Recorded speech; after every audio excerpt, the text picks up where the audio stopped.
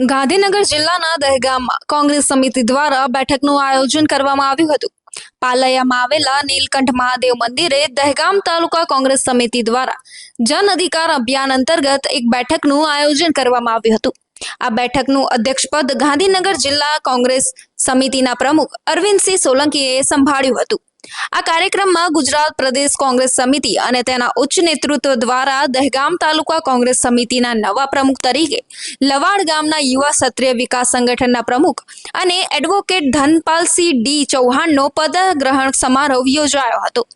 આ પ્રસંગે કોંગ્રેસના ચૂંટાયેલા જનપ્રતિનિધિઓ, તાલુકા સદસ્યો, મહિલાઓ, સેવા દળ, યુથ કોંગ્રેસ, NSUI અને તાલુકાના અન્ય પદાધિકારીઓ, કાર્યકર્તાઓ તેમજ વિવિધ સેલના હોદ્દેદારો મોટી સંખ્યામાં ઉપસ્થિત રહ્યા હતા।